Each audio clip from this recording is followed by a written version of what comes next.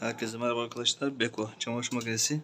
Şu an görmüş olduğunuz gibi 14 dakikalık programı aldık. İçerisinde çamaşır da var. Makine tık tık tık tık ses geliyor.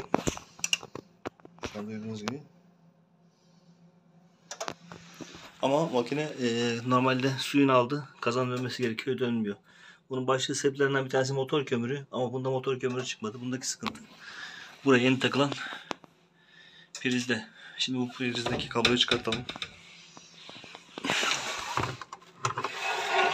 Aynı üst tarafta bir tane daha kablo var. Priz buraya takıyoruz. Hiç videoyu kesmeden. Daha doğrusu makineden çıkmıştı. Şöyle. Makine şu an normal olarak dönmeye başladı, su ısıtmaya. Yani bundaki sebep makine bitirmiştik ama tekrar açtım ben şimdi. Müşterimiz prizi kendisi değiştirmiş, elektrikçi değil. Söktük fişi, baktık topraklamayı elektriğe vermiş. Siz böyle bir hata yapmayın. %99 dünya genelinde yeşil topraklama olur. Yeşil sarı. O da ortaya takılır genel olarak. Buna dikkat ediniz.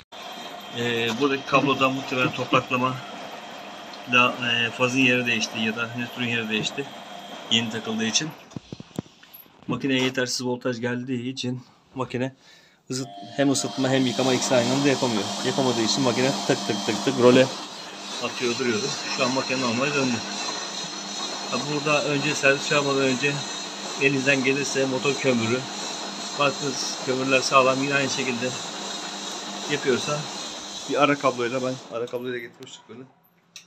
Ara kabloyla deneyip problem kesildiğini göreceksiniz. Siz de elinizden geliyorsa yapabilirsiniz.